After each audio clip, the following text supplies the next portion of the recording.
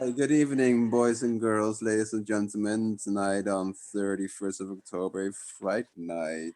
Tonight we're talking with Bofo Kwo, an international legendary band from three countries, and their new album Spacetime Carnivorium that's been out already for I think a month or so. We're talking tonight to two-thirds at least of the band. Why don't you guys introduce yourselves and what do you do in the band?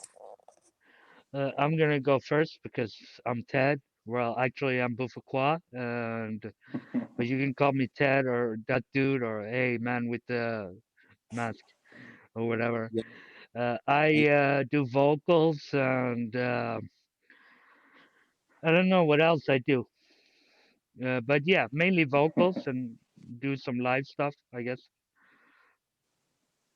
All right. And then we have one other person. Should I introduce myself? Yeah, well, I'm Wamufo, and I do mostly the soundscapes we perform. Ah, Yeah, yes. and I've been I listening. play guitar live. So Yeah, I've been listening to the album for the past hour now continuously, and the soundscape is an understatement because it's epic in scale and in album. thank Um, you. And there's one other person who will hopefully join later, and that is. Bomari, she does backing vocals and a bunch of other stuff.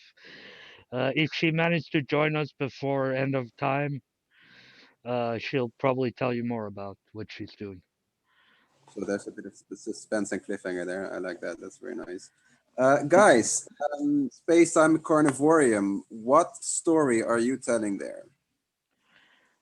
Uh, That's Ted's job. my job. Yeah, it's actually the second book out of two books about very violent dude named Bofo Kwo, who is essentially a cannibal on Earth. Uh, and this is the follow up. The album, they leave Earth and they go to space and they eat a lot of meat, killing animals and aliens and space stuff, and eating them just like human flesh. So Bofo Kwo is a very good cook too. But yeah, and then they wage a war against the Rodent King. What's the Rodent King name? Wamufo. What, Wayne? Yeah, Wayne. I From Dirty Rap. thought you named him. Yeah, from Rex It's Talpas. Rex Talapas. Yeah, Rex Yeah. Talpas. So we wage a fucking war with him too, and it's Is that seven it's all pieces of music in a following story. is that what the massacre is all about? The last song on the album? The last song of the album is a bit tricky because it's actually not part of the timeline. It It's actually kind of like a goes, flashback. yeah.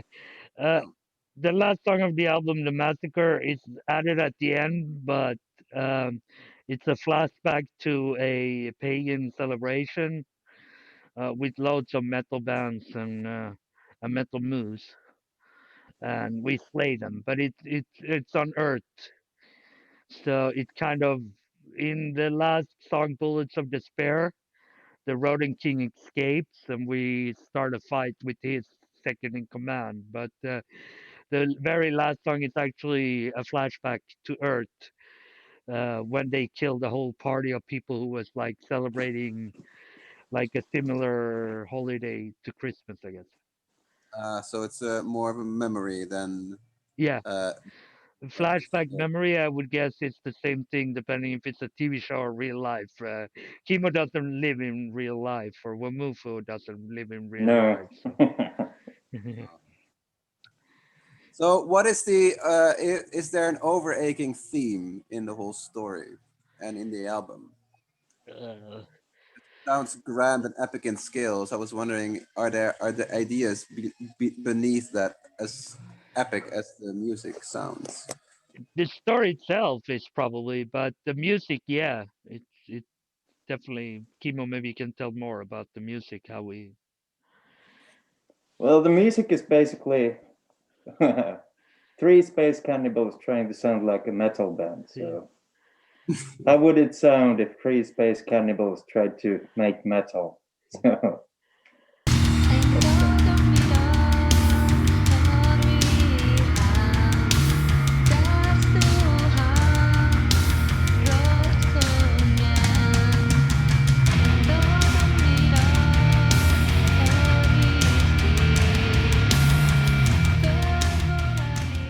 Yeah, a fantasy yeah. story. So there's a lot of opportunity for Kimmo and Wamufo to become one person in music.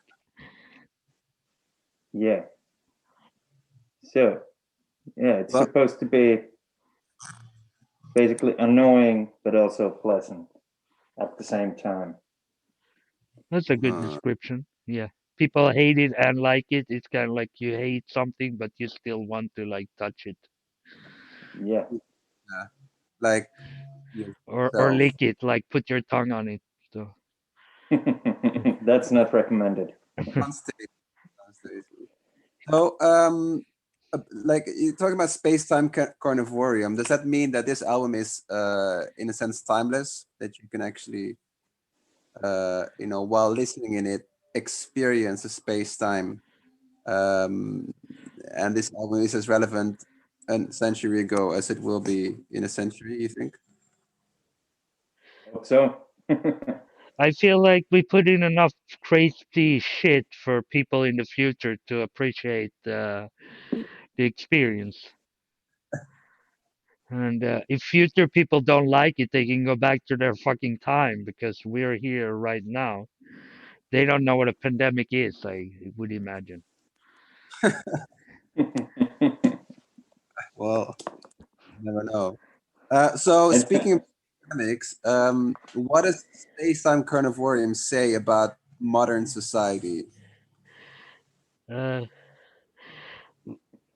Technically, like modern society, the whole idea is basically that this is like the dystopian future of mankind anyway. So in 20, well, maybe 5 to 10 years, there will be a large event worldwide that will destroy mankind. And out of the ashes, Bofo Kwo rise up uh, because his father grew up on an island excluded from civilization. So uh, when he's young, his father teaches him all the things about the universe and the powers he gets. But as we move along with the story, we'll probably go back to pre Earth, where it's actually like society is now. But I think it's a very possible future that in 20 years there's nothing left of Earth and um, And people that and like that's Bofo has actually, to travel. you're already making the music, making the soundtrack for that inevitability. Let's say. Yeah, it was a bit comically because we put in the plate references in on the album way before there was a pandemic. So yeah. uh, when we released the album in the middle of the fucking pandemic, it's almost like we predicted this whole thing. But technically, I don't know if Kimmo predicted it or if he Maybe was I'm just just high on godly. coffee or something. I don't know. I am godly. It's good for the marketing, So, pandemic gets there, nobody knows what's happening, and you're already, bam, you have an album out, done. You know. Yeah, it's a good way for people to know what to do after the world is over. I mean, there's loads of creatures that are delicious, and we're also doing this with the dishes. So that's why we also have a special Halloween episode for the dishes. So So Great tell me, timing. We don't even what need to gig for it. So. yeah. I mean, we're gonna gig in space, of course. I mean, don't get me wrong, we're all Yeah. for violence and plundering, but at some point we will have to play live too in outer space. And yeah, there comes a point in every musician's life when they have to play in outer space. They haven't Uh, regulated the amount of people on an event on Moon yet, so we're thinking that might be an option for next year. yeah, man. When Earth is in lockdown, just space. Exactly.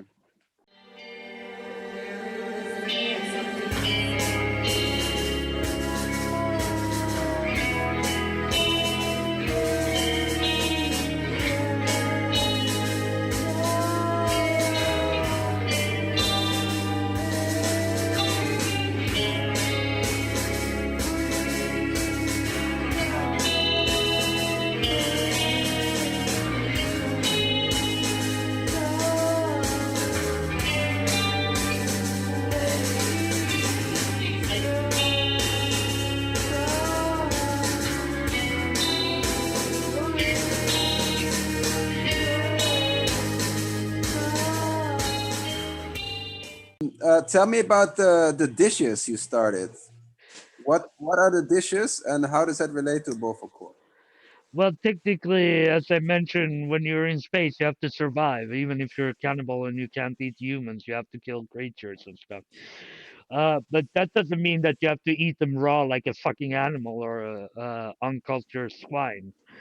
You can still like make a good food, even if it's obtained by violent measures, for the masses. So we started kind of a cooking show because basically I have nothing to do. I'm locked inside a house. So we decided that we will share our cooking. And since it's an album that is very related to food and yeah, we thought we prepare a dish for every song.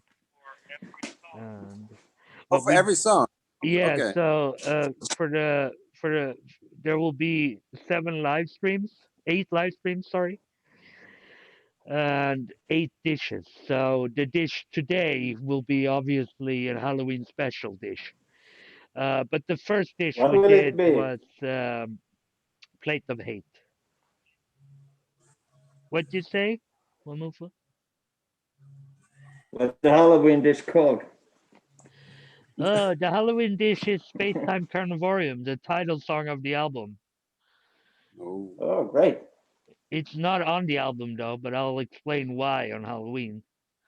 We all Oh. know whose fault it is. I'm not pointing at anyone in this call though. Stay tuned for No. Yeah. But yeah, that, that. I'm that gonna will point be at an you. unheard song and it will be something very strange for loads of people.